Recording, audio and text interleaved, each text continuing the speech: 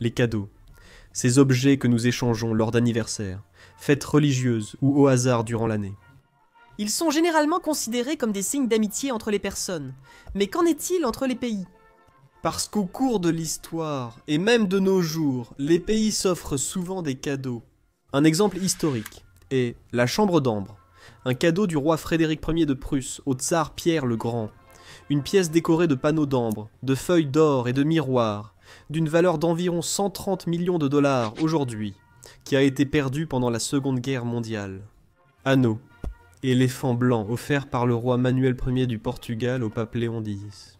Un exemple que nous connaissons tous de la mythologie, dont l'exactitude historique est peu probable, est le cheval de Troie, offert par les Grecs aux Troyens lors du siège de Troie, qui, je suppose, symbolise le genre de cadeau que vous ne voulez pas recevoir. Ils peuvent symboliser l'amitié entre deux peuples, représenter un effort diplomatique ou être symboliques par leur signification. Dans cette vidéo, je vais présenter quelques-uns des cadeaux les plus intéressants que les pays se sont échangés, ce qu'ils étaient, pourquoi, et parfois leur signification. Parmi ceux montrés sur la miniature, le cadeau le plus célèbre entre pays est sans doute la Statue de la Liberté. Une statue en cuivre, que j'ai récemment appris être à l'origine cuivrée avant de s'oxyder et de devenir bleu-vert. Ce graphique illustre l'évolution de la couleur de la statue, passant de l'orange cuivré au brun, puis au vert et enfin au bleu. C'était un cadeau du peuple français, au peuple des États-Unis, en l'an 1886. La statue figure Libertas, déesse romaine de la liberté. Son objectif était de commémorer l'alliance entre Américains et Français, lors de la Révolution américaine, et de symboliser comment la guerre d'indépendance des États-Unis inspirerait les Français à renverser leur monarchie et devenir une république.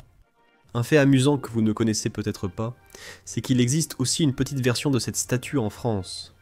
Une réplique au quart de l'échelle, offerte à Paris en 1889 par la communauté américaine, commémore le centenaire de la Révolution française.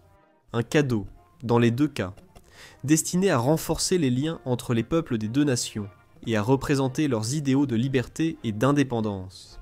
L'autre, visible sur la miniature, est un cadeau de l'Égypte à la France. En 1826, le vice-roi ottoman d'Égypte, alors dans l'Empire ottoman, offrit au roi français Charles X une girafe nommée Zarafa. Le but était apparemment de persuader les Français de cesser de soutenir les Grecs dans leur guerre d'indépendance.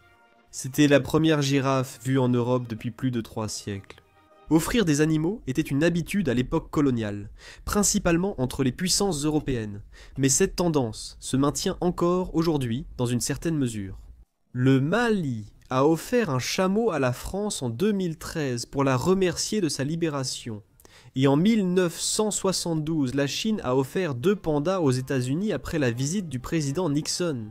Ling Ling et Sing. Malheureusement, le président ne les a pas gardés comme animaux de compagnie à la Maison-Blanche, et ils ont été hébergés au zoo de Washington District de Columbia. Ce cadeau visait à établir des relations officielles entre la Chine et les États-Unis, après leur conflit interne et leurs différends avec Taïwan sur la légitimité de la véritable Chine. Entre 1958 et 1982, la Chine a offert 23 pandas à 9 pays, créant ainsi la diplomatie du panda. L'un des cadeaux les plus emblématiques jamais offerts, probablement à l'égal de la Statue de la Liberté, est le bureau Resolute offert par le Royaume-Uni aux États-Unis. Offert en 1880 par la reine Victoria au président Hayes, ce bureau a été fabriqué avec le bois du navire britannique Her Majesty's Ship Resolute. C'était un navire d'exploration arctique abandonné, après être resté pris dans la glace. Un navire américain l'a retrouvé, puis il a été réparé et renvoyé au Royaume-Uni en signe de bonne volonté, à une époque où les relations entre les deux pays étaient tendues. Après environ 20 ans, le navire a été désarmé et le bureau a été fabriqué à partir de parties de son bois. Il occupe toujours le bureau présidentiel. En 2009, le Premier ministre britannique Brown a offert à Obama un porte-stylo fabriqué avec le bois du navire jumeau du Her Majesty's Ship Resolute.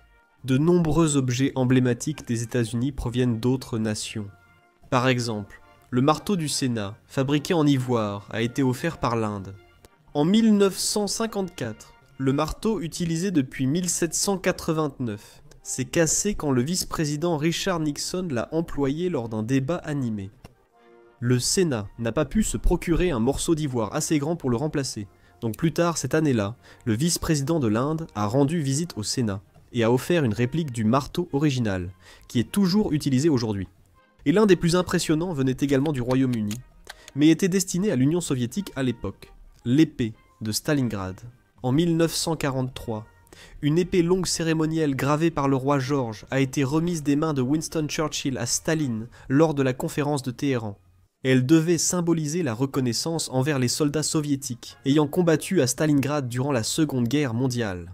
Elle porte l'inscription suivante: aux citoyens au cœur ferme de Stalingrad, le don du roi George VI en témoignage de l'hommage du peuple britannique.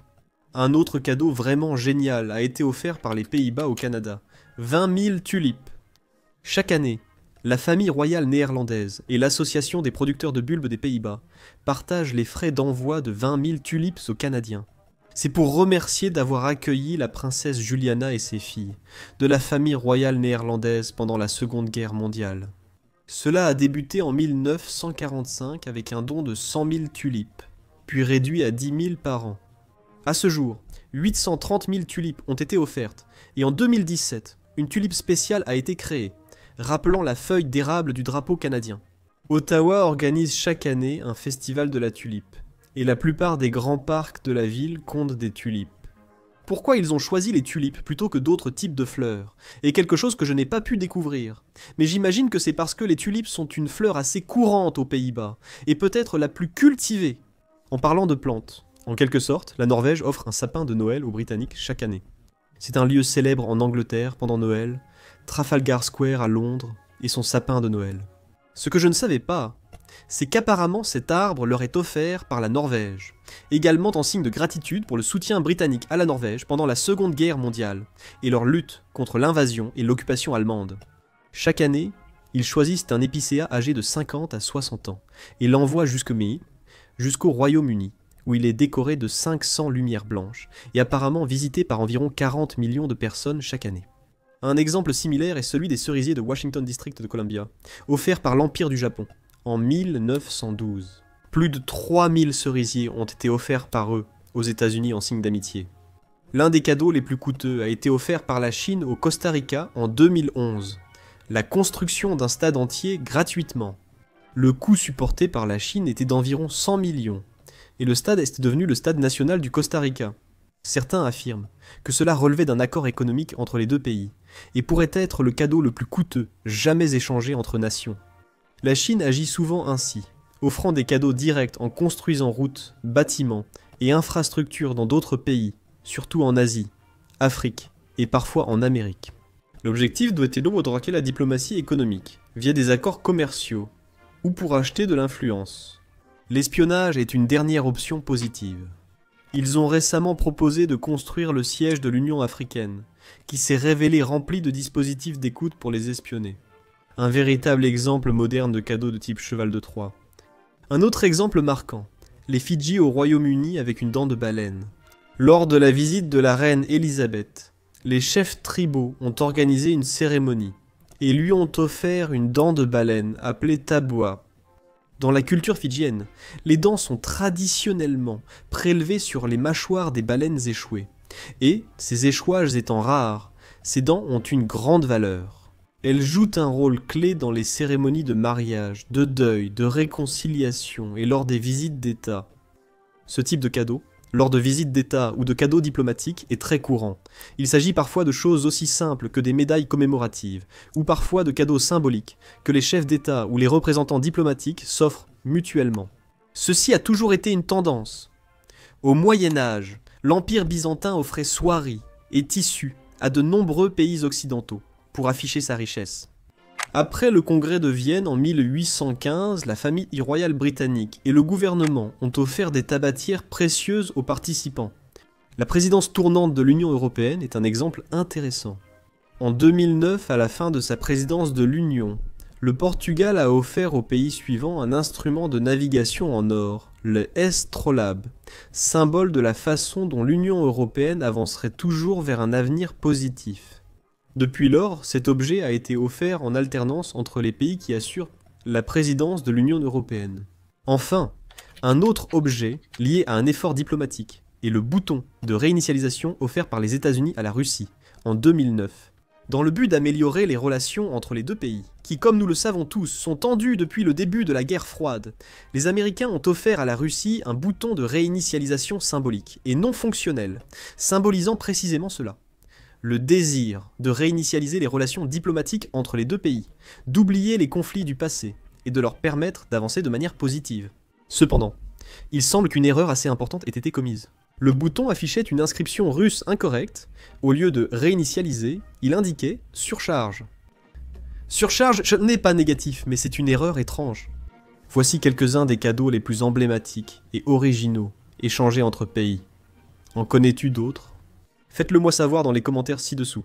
Merci beaucoup d'avoir regardé. Abonnez-vous si vous le souhaitez, et je vous retrouve la prochaine fois pour plus de culture générale.